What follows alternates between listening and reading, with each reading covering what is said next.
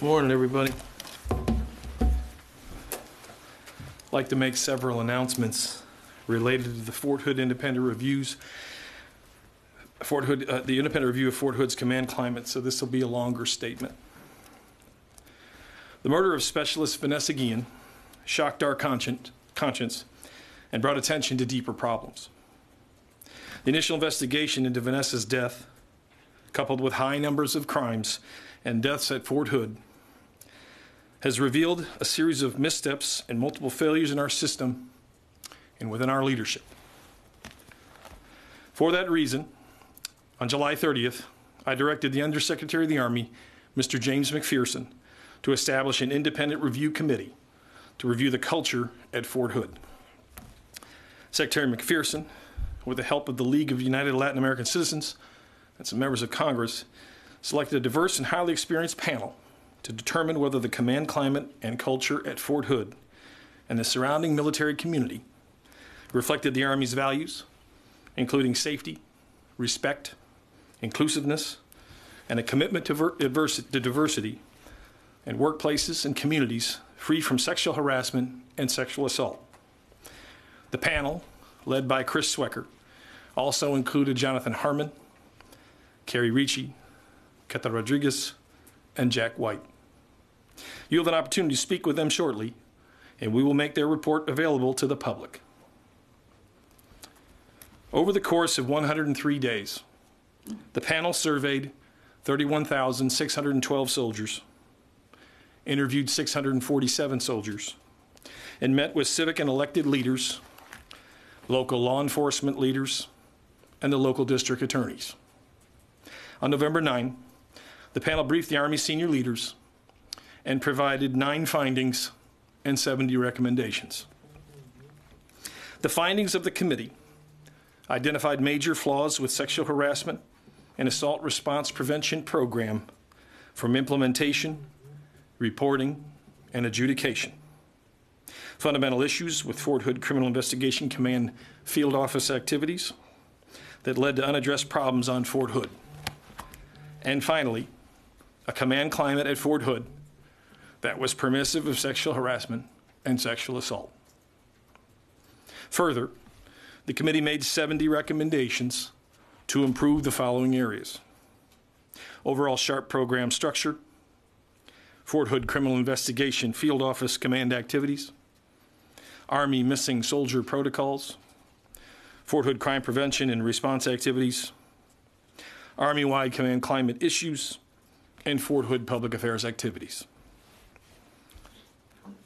The tragic death of Vanessa Guillen and a rash of other challenges at Fort Hood forced us to take a critical look at our systems, our policies, and ourselves. But without leadership, systems don't matter. This is not about metrics, but about possessing the ability to have the human decency to show compassion for our teammates and to look out for the best interests of our soldiers. This report, without a doubt, will cause the Army to change our culture. I have decided to accept all these findings in whole.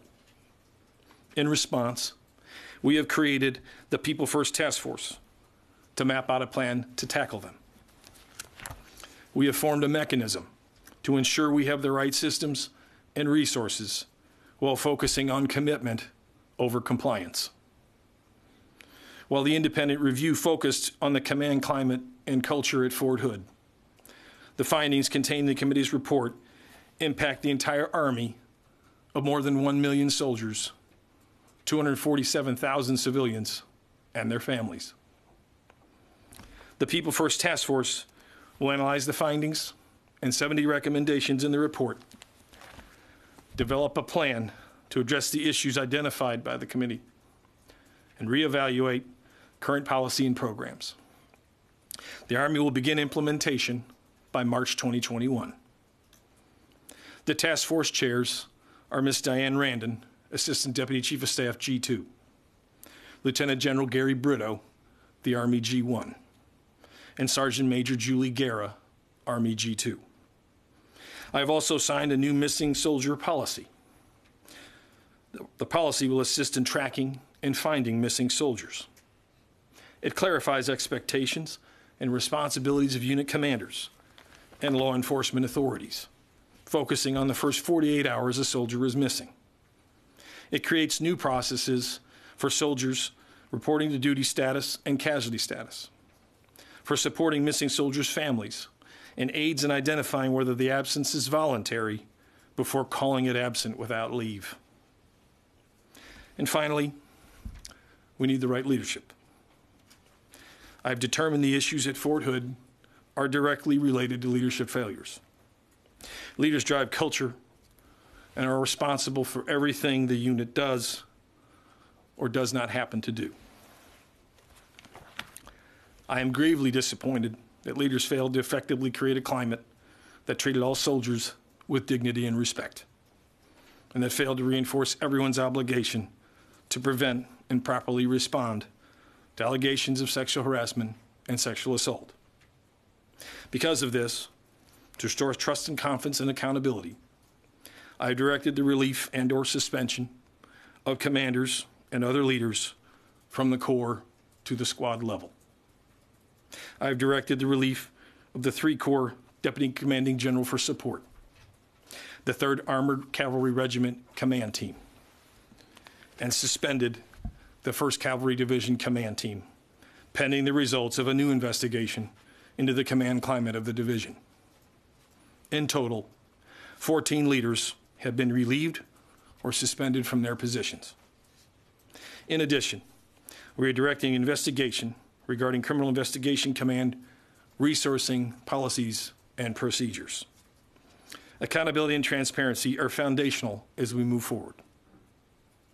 We have a great deal of work ahead of us. This is an initial step to addressing and fixing these issues. Even though we are part of one of the most respected institutions in the world, living up to the American people's trust is something we have to do every day. I believe in this institution and its officers, non-commissioned officers, soldiers, civilians, and their families with every fiber of my being because of the extraordinary things they do on a daily basis. I'm confident in our leaders' ability to overcome this challenge and to continue to win our nation's wars while caring for our people. General McConville.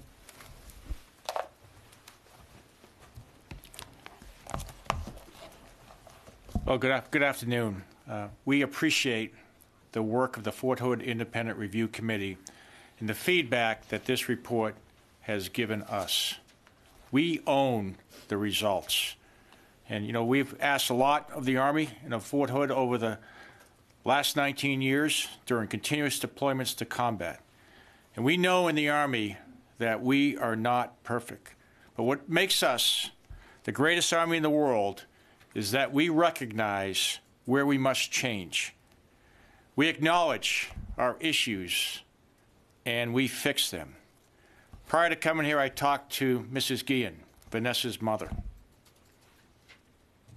And I told her that we're going to fix these issues and change the culture that allowed them to happen.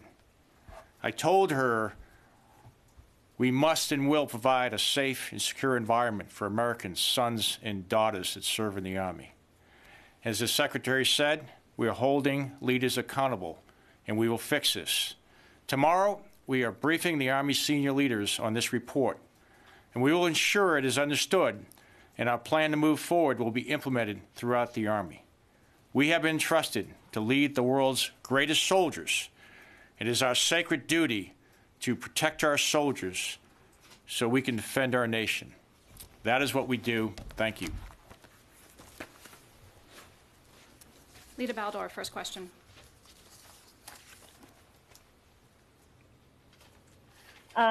First question is, can you address just more broadly why it sounds as though General White is not included among those touched by the administrative actions? Why not? And then also, how widespread do you believe these problems are beyond Fort Hood? Because you seem to suggest that 19 years of war on this, and maybe one of the causational factors. Is that what you are saying? Alita, it's Ryan McCarthy. With respect to General White, he was deployed for 13 months. In our standard practice, I'd like General McConville to comment as well, but General White was deployed for 13 months. Our standard practice is that we delegate a senior mission commander to take the role of running the garrison activities. So in this case, it had been a standard practice that we've used for, I think, over a decade in the formation. With respect to the comments that we both made related to we are concerned that there could be other systemic challenges across the formation, and that's why, to the chief's point, we're going to utilize this report as a means to look at systems and programs and also leadership approaches to how we address these difficult issues. Chief, anything you want to add? Just on General White, I think it's really important. He did a fabulous job in Iraq over the last 13 days, and leadership is about presence. And when you're in Iraq for 13 months, that's why we appoint a general officer to be the senior commander. And as far as other issues, we're about excellence. I said we're not perfect, but we strive for excellence. We need to take a hard look at ourselves. That's why we're the best Army in the world, and that's what we're going to do. We're going to take these results. We're going to make sure that every single leader sees these results. Some will say we reflect society. I don't want to reflect society in these type of issues. I want to make sure that we have a environment where everyone is treated with dignity and respect and everyone takes care of each other, and we expect our leaders to do that, and that's what we're going to do. And we have time for one final question in the room. Louis Martinez. Mr. Secretary General, you talked about how this is going to change the Army, but why did it take a review panel and why did it take Vanessa Guillen's disappearance and murder for you to look inward at these programs that obviously now, in retrospect, look like they've failed massively? I think the level, the caliber of work that was provided in this independent review panel brought a fresh look and helped us look at a lot of challenges that we have had that are potentially systemic, but some of them were also within the leadership. So I think the fresh eyes and having some other support has helped us in this process. Chief or SMA, anything you want to add? If I could follow up, sir? Yeah. Yes, this is leadership with regards to this issue, but it sounds like the report says that SHARP is structurally not working, and that is an Army-wide program, so then why can't you say that the program itself needed complete restructuring, or why wasn't it updated regularly so that you could see that there were issues at hand? Really, this body of work has identified things that we had not seen previously. That's why we have accepted all of the findings in whole. I previously have seen independent panels that have looked at the mishandling of nuclear weapons, or Walter Reed. A lot of great reporting, quite frankly, as well as outside fresh perspective, help us look at ourselves and see challenges that we didn't see. And you'll have them come out here in a minute, but they helped us. And that's going to help us with the institution so we can get better across the board. Okay, ladies and gentlemen, thank you. The Secretary does not have much time. Yes, there's a press release that's should be in your inbox now. So the Fort Hood Independent Review Panel will be out. We're going to switch, bring out the new panel, and they'll be here to take your questions. Thank you very much. The press release has all the names on it? It has the names of the releasable brigade and above. How many is that? That's not all 14? Those are the names that he listed. Thanks.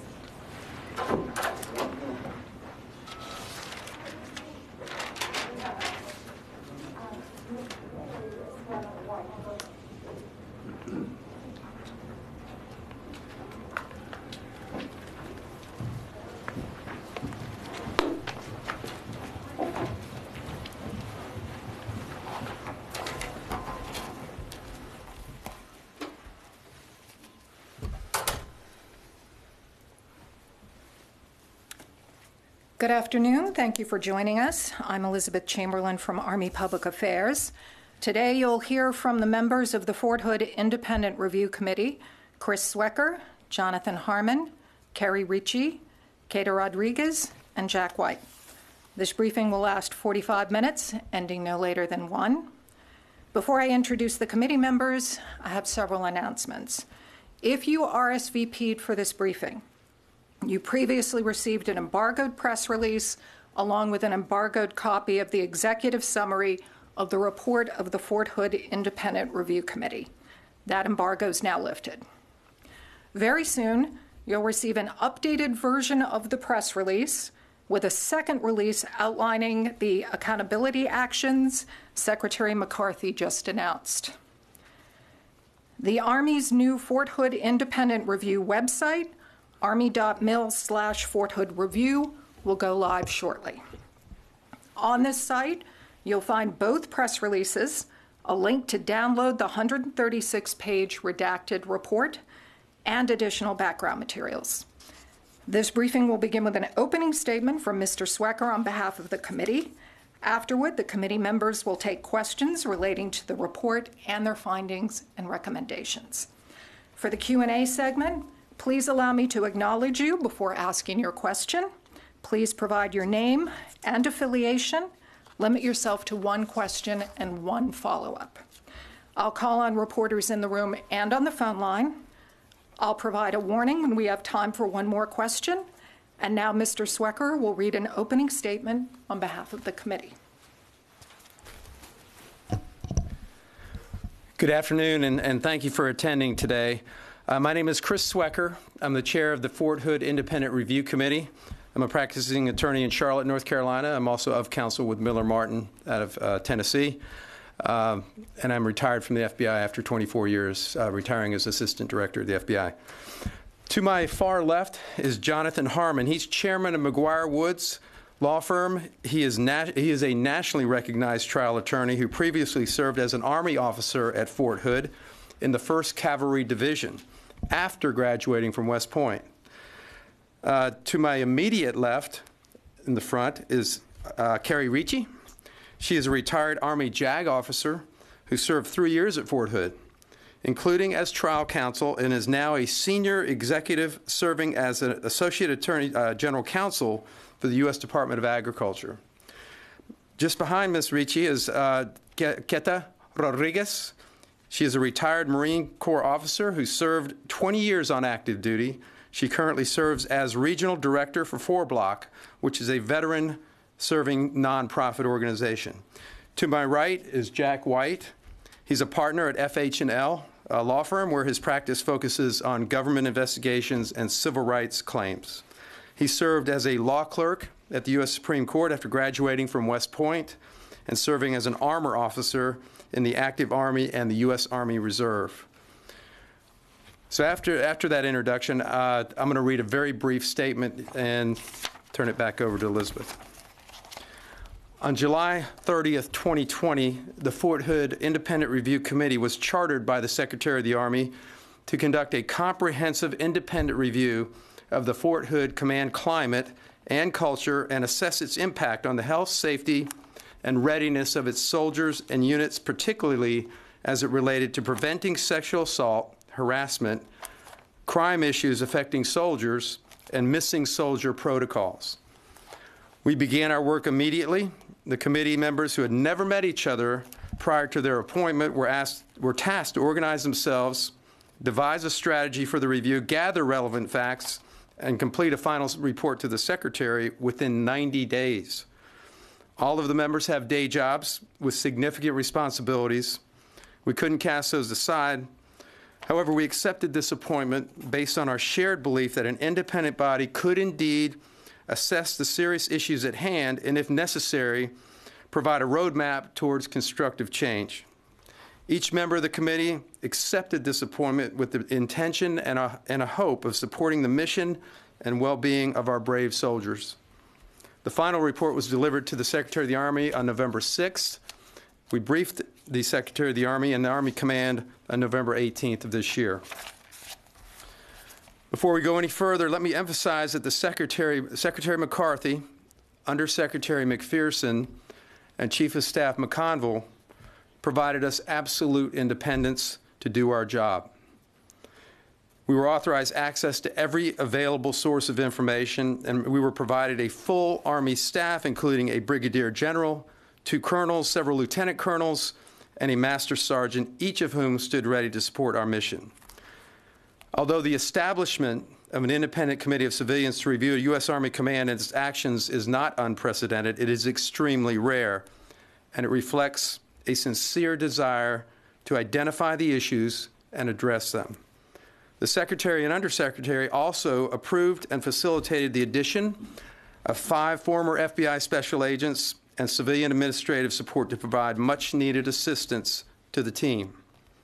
We visited Fort Hood for 19 days in August and September. We conducted 647 individual interviews. We did 80 group interviews, which encompassed over 1,800 soldiers, and we conducted over 140 specialized interviews of various stakeholders on and off the post.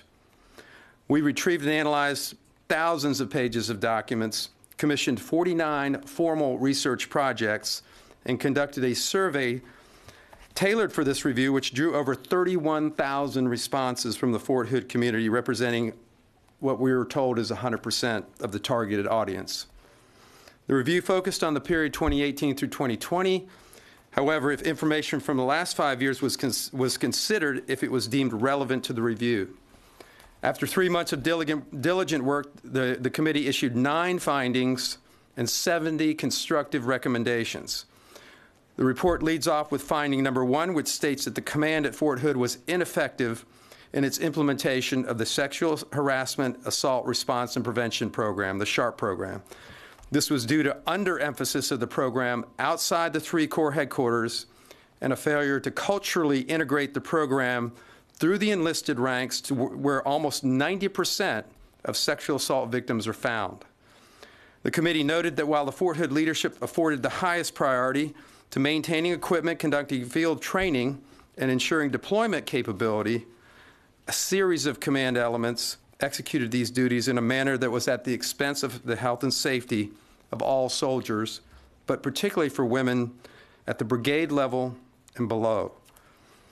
This dearth of command emphasis on the SHARP program adversely impacted mission readiness in terms of morale, reenlistments, and recruitments. The committee also found that soldier accountability was not strictly enforced, and there was no missing soldier protocols for first-line supervisors. This resulted in ad hoc responses to soldiers who failed to report and may have been in jeopardy. With respect to the crime issues at Fort Hood, the committee determined that the crime environment within the surrounding cities and counties is commensurate with similar size areas in Texas and around the United States. However, serious crime problems on Fort Hood have gone unaddressed because the installation is in a fully reactive posture. Leaders across a series of commands failed to use best practices in the areas of public safety to develop and execute crime suppression strategies. The committee found that the serious crime problems on the installation at Fort Hood require proactive command action to mitigate. The committee also found that the Fort Hood CID detachment had various inefficiencies that adversely impacted accomplishments of its mission. The committee wishes to thank the Secretary of the Army, the Undersecretary of the Army, and the Army Chief of Staff, and the Army staff that they provided for the strong support they provided to this committee. So I just want to add that we were all fully immersed in all aspects of the review, but each of us had a focus area. So when you ask a question, we may have that person come up to the podium and we'll switch positions. So bear with us as we do the switch. Thank you. Thank you, Mr. Swecker. We'll now take our first question, which goes to Lita Baldor, AP, on the phone. Hi, I had a question earlier, so I'll let someone else ask. Go ahead. Kyle Remfer, Military Times, also on the phone. Hi, thanks for doing this. So we just heard that 14 senior commanders or 14 commanders there at Fort Hood were relieved or suspended. But how far back do the problems that you guys identified go? Is this something that just developed in the past 12 months, or does this extend, years back here? How long has this been in development? Well, I'm going to refer to the report. We look back as far as early as 2014. there were issues that were called out. If you look at it in terms of risk management, it became a known risk very early in the process. We did not fix accountability on any specific general officer or any particular commander, because for that very reason, particularly in the last 5 years, which was really the more relevant time period, we just didn't. It was not an act of commission. These were acts of omission, if you will. These were things that were not done. These were not things that were done that were to the detriment of the soldiers, particularly the female soldiers. Does anybody else want to add to that? Okay, next question. Haley Britsky. Thank you. Haley Britsky with Task and Purpose. In your conversations with soldiers and in your interviews with them, can you tell us about some of the points that you heard repeatedly, some of the concerns or complaints that they had regarding the sexual assault and harassment program? Yes, the individual interviews especially were pretty revealing. We interviewed 500, of the 647, 503 were female soldiers. What we found was that there was a fear of retaliation, all forms of retaliation, stigmatism, ostracism, career, derailing a career, assignments, work assignments, and that sort of thing. There was a fear and a founded fear that the confidentiality of the reporting process would be compromised. There was a fear, or there was a lack of any appreciation for the results or the response, because it took so long to get an adjudication that people never saw the adjudication, so they lost faith in that. So there was, there are many other things that came out of the interviews, as you will read in the report. But let me open it up to the other panel members. Does anybody else? Yeah, I will say that Keta and Carrie did the individual interviews, and they may have something to say about that, but they were very revealing. I just want to add that one of the things that the soldiers at Fort Hood, many of them needed, was to be believed. And that was what we did. We listened, and so if any of them see this, I want them to know we believe you. And that's a really important takeaway, was to believe. That's all I wanted to add.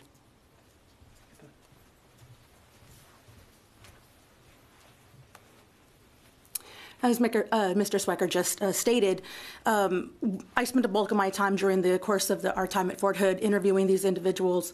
As he mentioned, 503 of the 647 were women. We made a very concerted effort to interview every single woman within specific units, in particular the unit that Vanessa Guillen belonged to.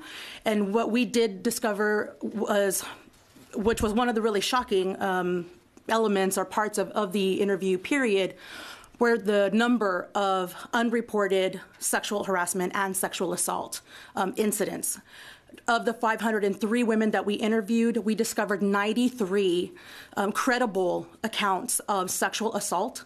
Of those, only 59 were reported. And we also found 217 unreported accounts of sexual harassment. So that's a really significant number. Of those, just over half were reported. And so what we discovered during the course of those interviews is that due to the lack of confidence in the system, that lack of confidence absolutely affects the reporting of those incidents. And obviously, if we're not able to capture those incidents, then it's almost impossible to address that. But again, as Mr. Swecker alluded to, there were other indicators that this was a problem. And so that's something that the report really focused on. And the interview period of all of those individuals really focused on just letting people speak to us. They knew that we were an independent panel. None of us are on active duty, which I think was a very significant in their willingness to speak with us and to just believe, as Ms. Ritchie just said. Thank you. Next question will go to the phone. Jasmine Caldwell, KCN 6, Texas. It's difficult for those of us on the phone. We probably want you to identify yourselves before you speak. Yes.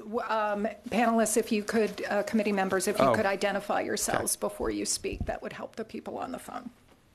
Good reminder. Thank you. Jasmine Caldwell, did you have a question? Hi, yes.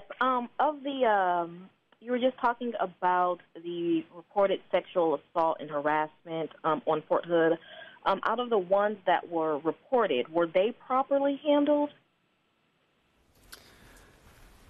It was all over the place in terms of adjudications. So when you say properly handled, the ones that were reported went through the process. If they were sexual assaults, they went through the Criminal Investigative Division, a detachment there for investigation. If they were harassment, there was an appointed investigating officer out of the brigade where the complaint took place. What we saw were, and this may be an area where Ms. Ricci can address it as well, because she was a former JAG officer and she concentrated in this part of it. We saw a lot of delayed justice, if you will, the old saying, justice delayed, justice denied. The process was so long and drawn out that most people never saw the actual result. So there was no deterrent, or at least there was no visible deterrent. We found that delays were built into the process, and nobody was monitoring the life cycle of a sexual assault or sexual harassment complaint. So nobody really knew how long it took. Nobody had the responsibility to track how long it took, or different parts of the process. And let me ask Ms. Ricci to come up and address that as well, if you will. Sure. I don't have too much more to add. I will say that at Fort Hood, they have really organized themselves well to prosecute sexual assaults. They're not the easiest cases to try, and they have some expertise. But what we found, as Chris mentioned, was that there are delays in the process that become very troublesome for a victim. Imagine that you're still waiting for justice more than a year later. So I can't really add too much more. It's all in the report, but we did find some areas where improvement could be found. Okay.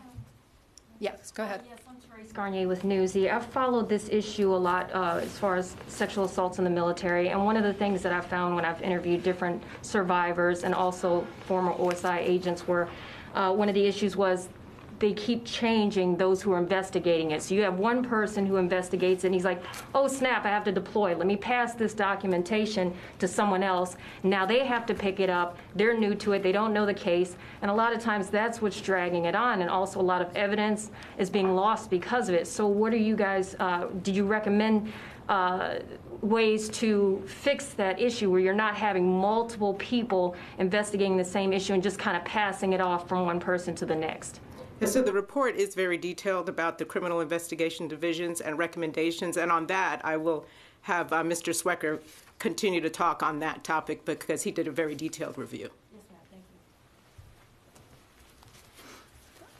you. So we did indeed look at the whole process. There are different components that have a role. The JAG officers have a role. CID has a role. What we found within CID, and this may not be just at Fort Hood, is that they were using Fort Hood as a training ground for CID agents. High turnover, fairly chronic understaffing throughout the time period that we looked at, and inexperience. So of the 45 special agents assigned there were probably about 35, I think we determined, that were actually working cases. Out of those 35, there might have been 3 or 4 that had more than 2 years of experience. So they were rotating through. They were coming out of Fort Leonard Wood, going straight to Fort Hood, uncredentialed apprentice agents, and then within 2 years they were rotating out very quickly. So to your point, there was a lot of attrition of the case agents and the agents working these investigations. Many of them were overassigned. Some of the investigative tools that most law enforcement agencies have, they didn't necessarily have at their fingertips. Cell phone tracking, mirroring or extracting information from cell phones and mobile devices, which is very critical investigative techniques in today's investigations. They needed more and better equipment and much faster turnover. There were delays in other areas as well. When a pass-off goes to the JAG officers or to the command, military justice advisor, there were delays there in getting an opinion of probable cause. There were delays in getting an assignment of a victim counsel assigned to the victim. So all of that combined and conspired to make it a very long and drawn-out process. Anyone else? Yes, go ahead. Yeah, I'm Cristina Londoño with Telemundo. I was wondering how instrumental was Vanessa Guillen's family in this investigation, and who talked to her? I'm going to hand the podium over to Jack White, who did talk to the family and has some perspectives for you on that.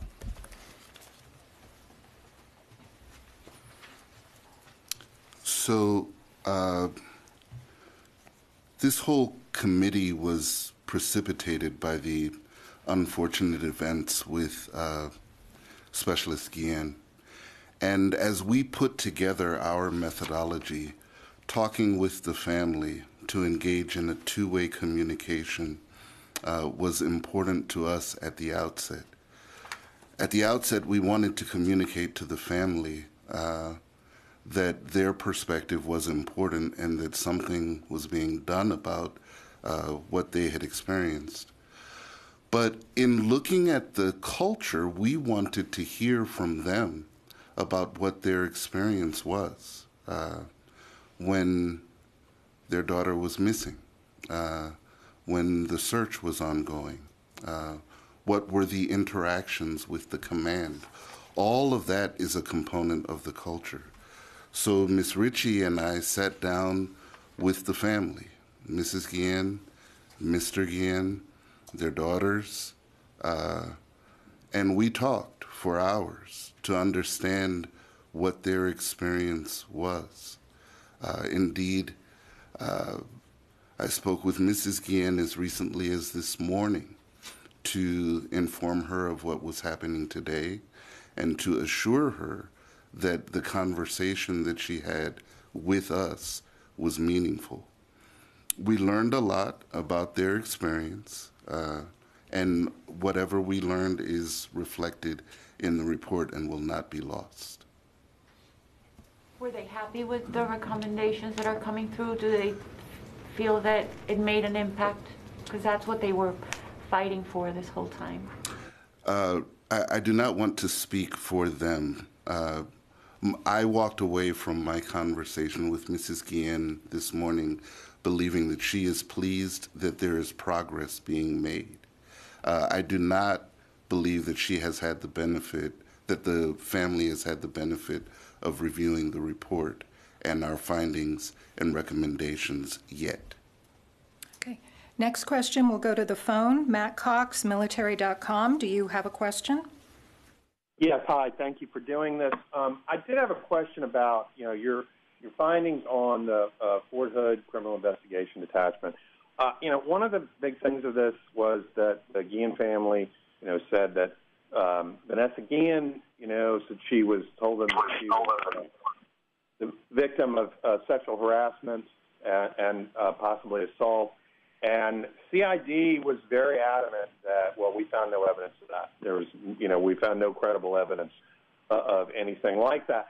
Are you saying that that's, a flawed finding, and that, was there any evidence or, that you found, or can you speak to that as far as what that says, what these findings about the CID detachment say to that, that of whether there was evidence that maybe had been overlooked? Does that make sense? That is the subject of a separate Army investigation, which is going very deep into that area. I don't want to step on that investigation. I will say this. There is a misunderstanding on one part of that. CID did not find any evidence that Specialist Robinson sexually harassed Vanessa Guillen. And I'll leave it at that. Because we looked at the Guillen case as a case study in terms of the overall broader topic that we were looking at and the subjects that we were looking at. But once the separate investigation was announced, we are not the investigating body for the issues involving the potential sexual harassment or any other issues involving Vanessa Guillen inside her unit. I'm not dodging this question. It's just it's an ongoing thing, and we don't want to taint that investigation in any way. Okay, Courtney. Courtney TV with NBC News. I have just two follow-ons. Ma'am, you mentioned a bunch of numbers about 503 accounts, and I'm wondering if you could just clarify them, because you said there were 217 unreported accounts of sexual harassment. Is that correct? So, but then you also said that about half of them had been reported. Can you just run through those numbers again, do you mind? Yes, during the course of our interviews, it was 647 individual interviews. That included both men and women, but there were 503 women that were interviewed. Of those, we discovered 93 credible accounts of sexual assault. And again, those were just individuals, soldiers, who were telling us that this had happened to them. Of those, 59, when we asked the question, which was part of the interview, did you report this or was it reported? The answer was no. Was yes. 59 of those. That was the extent of those. For sexual harassment, we discovered 217 credible accounts of sexual harassment. Of those, and I'll give you that specific number that were actually reported. For those of you on the phone, this is Ms. Rodriguez speaking. Yep. And all of these numbers, these specific numbers, are included in the report. I think it was 135.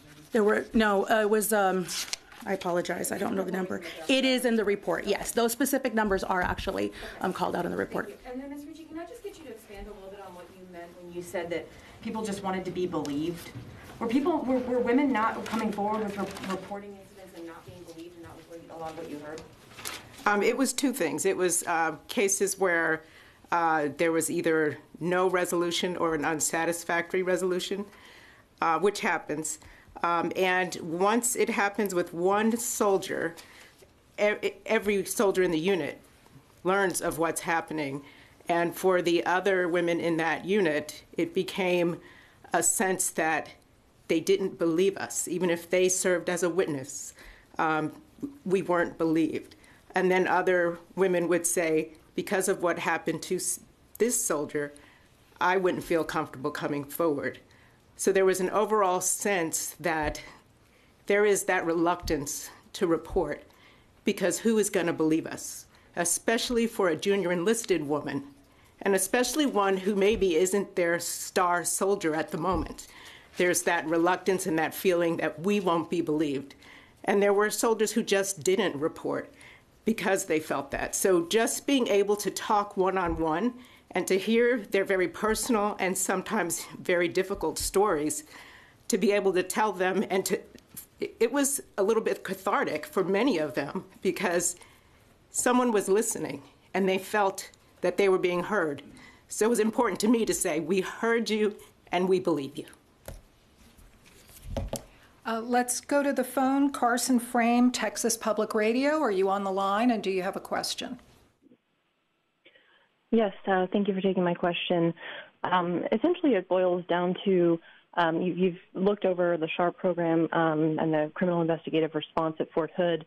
How much would you say of these issues are Fort Hood specific versus enterprise-wide, an Army problem?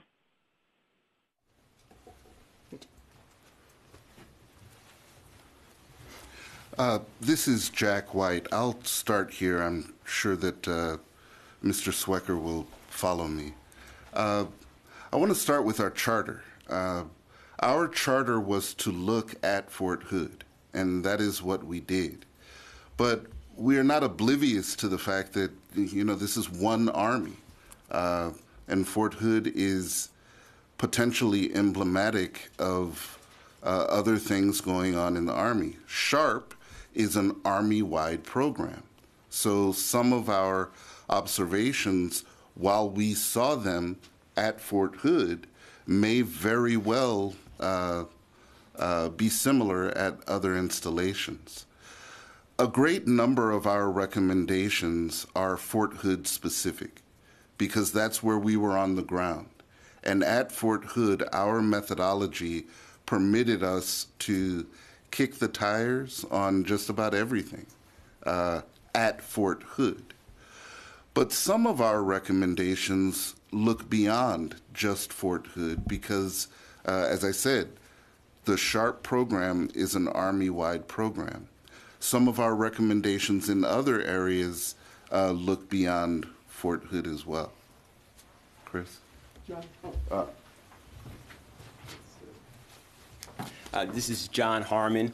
You know, I agree with what Jack has described, and it became very apparent as we were going through the investigation and then afterwards that the Army was going to take these and apply them broader.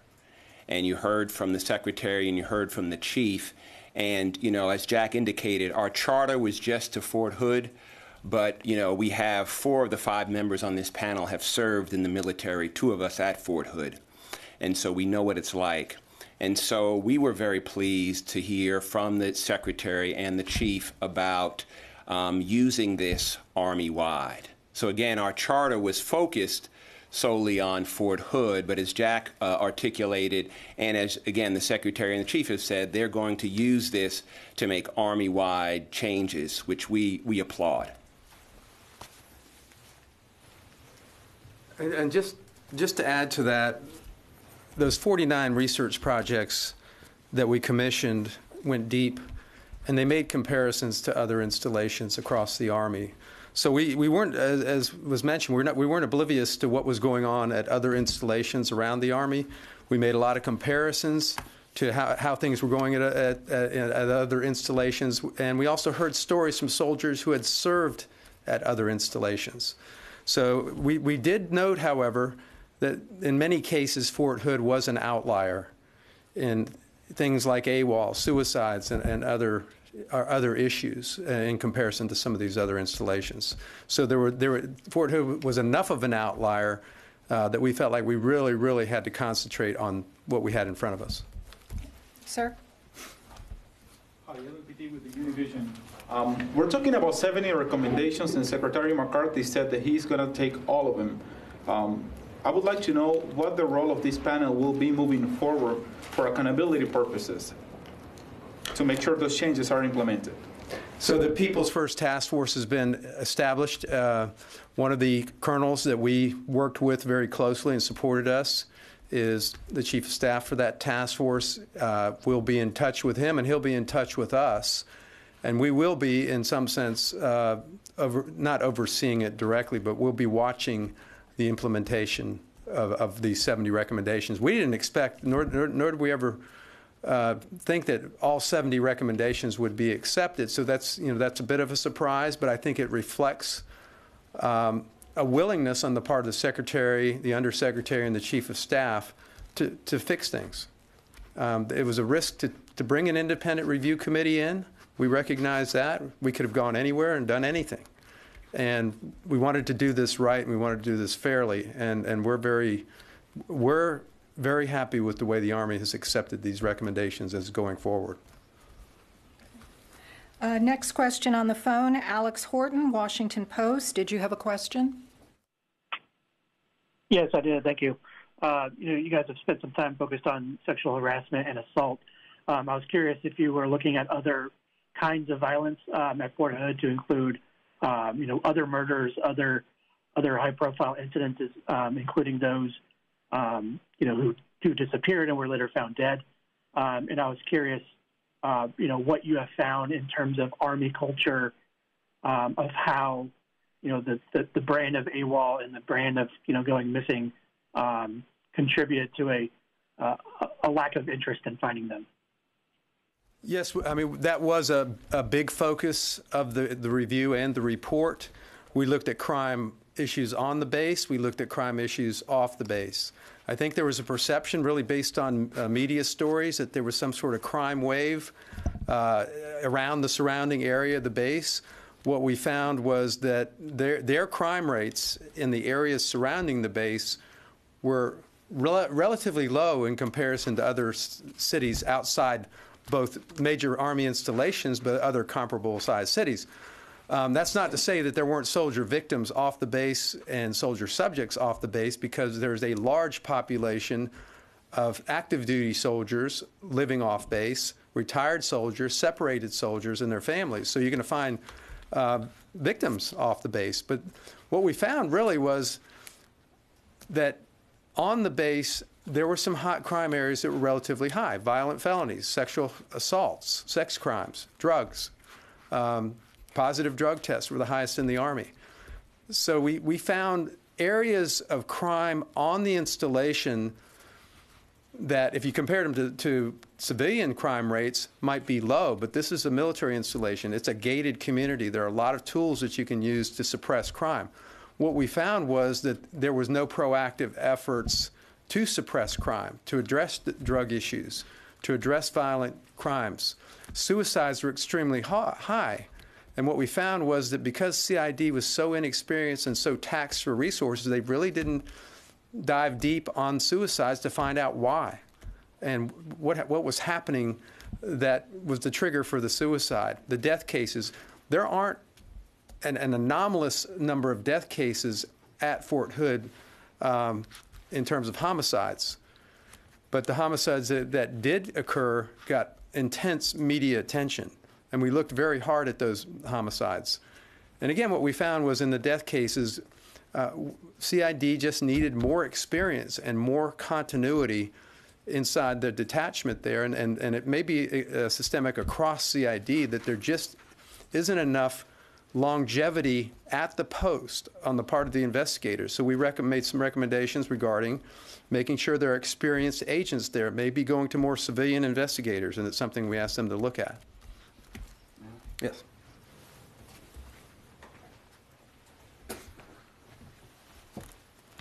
Yeah, this is Jack White, and Chris is speaking to some very valuable information on specific criminal, the viewpoint from a criminal perspective. But something else that we did here is we looked at what is it that leads a soldier to behave in this type of manner. And in the process of looking at that, we looked, one of the things that the report contains is looking at the other armed services, what they do well that might be able to be incorporated within what we do in the Army, or what the Army does. And one of the things that we found is that one of the other services looks at the qualities in service members that lead them to violence, the kind of violence that we don't want in uniformed personnel. And that fits, that type of structure would fit well into an Army structure that looks at the whole soldier concept, the 21st century soldier. So we are looking at the criminal component, but we're also looking at making soldiers more respectful of the contributions of other soldiers within their formation. And some of the other services do that well, and there are some aspects of what they do that we can bring into what we do in the Army. Okay, question in the room, Mr. Glenn. Yeah, hi, Mike Glenn with the Washington Times. It's one thing to relieve for a bunch of colonels in general to be relieved. Is there anything in the report about sort of emphasizing the responsibility of the first line supervisors, the ones who actually know something's happening, the squad leaders, platoon sergeants, platoon leaders, or because I mean they're the ones who will know something's going on before a division commander will ever learn. Okay, I'll start there. This is Jack White again. The answer is yes. But let me take your question a little bit broader. Our mandate was not focused on attribution. And we are very clear that the problems that we saw are cultural. And everybody is involved in culture, from the highest levels to the one-on-one interaction between the squad leader and his or her squad member. We address all of it without attribution because accountability in that way was not our mandate. That said, yes, we focus on the importance of first-line leaders knowing their soldiers and knowing where they are. Indeed, part of what the DoD is focused on in this whole movement toward violence prevention and looking at the whole soldier is just that, those person-to-person interactions. And we address that in our report as well. Thank you. Let's go to the phone. David Bryant, Killeen Daily Herald. Are you on the phone? Do you have a question? Yes. Yes, this is Dave Bryant, the Killeen Daily Herald, and thank you for taking my question. Basically what I'm wondering is, have y'all made any recommendations to ensure that the lower level units, such as your squads, platoons, and companies, actually comply with the recommendations that y'all have made? Violence prevention and looking at the whole soldier is just that. Well, I'll let you. Actually, John, you want to address this one? Sure. Okay. So this, I view this as kind of tying in with the question you asked a little bit about the first-line leaders. And when you have a chance to review the report in detail, you'll see, as Jack said and as Chris has said, there are a lot of details in there that go to the squad leader and the platoon sergeant.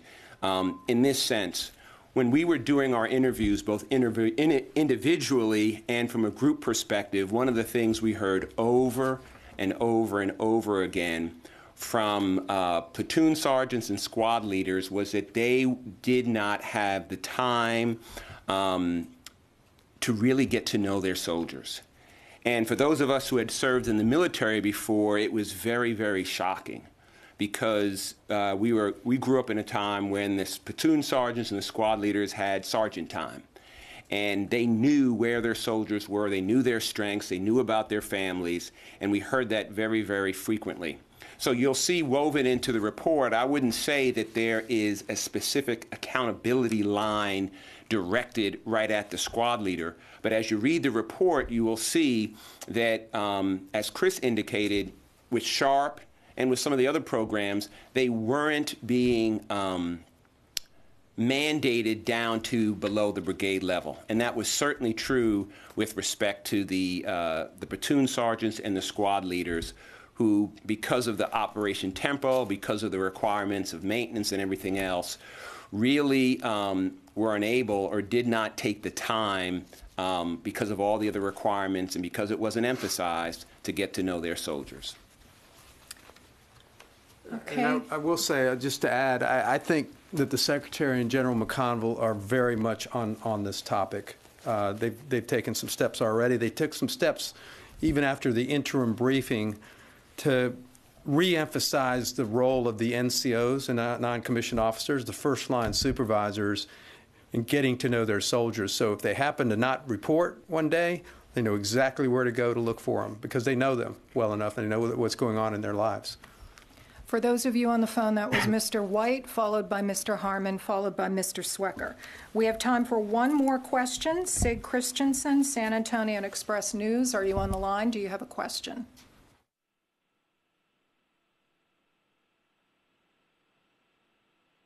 No. Steve Campion, ABC 13 Houston. Are you on the line? Do you have a question?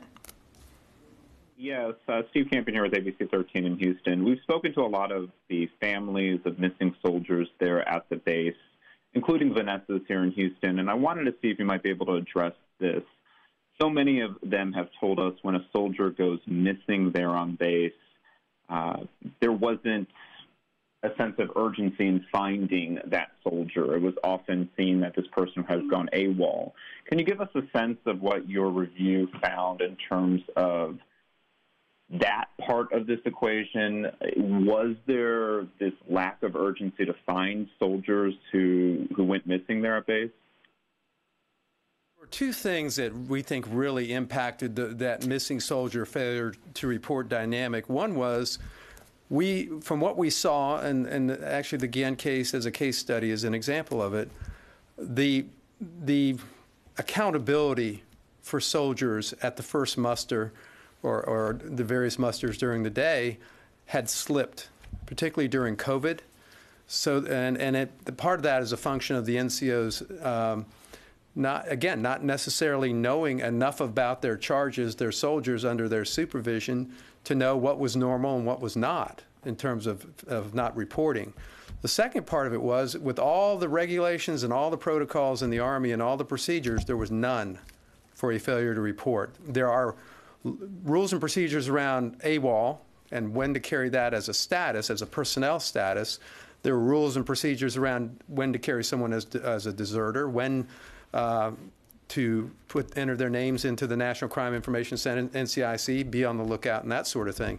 But there, at the first line level, each NCO had to rely on their own devices and their own judgment and their own experience as to whether that failure to report was under suspicious circumstances or circumstances where the soldier might be in jeopardy. And so it was a slippage of accountability, routine accountability, combined with no real protocols or procedures in place for the NCOs in the first instance. So we describe it as an ad hoc response. Each response was different. There were no consistent responses. They now have, and we have looked at the missing soldier protocol that the Army has put out, and it's a very good one. It starts on hour one. In any missing person case, the first 24 hours is extremely critical. You can't get started 24 hours into it. You have to start on hour one, and hour two. So that's where their missing soldier protocol that they're promulgating now, we think hits the mark. Thank you. That concludes this briefing.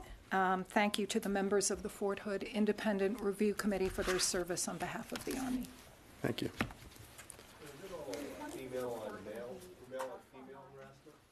Male on female harassment, or is there other type of harassment? It should be any. Mostly male on female. Mostly male. Mostly male. But okay, thank you.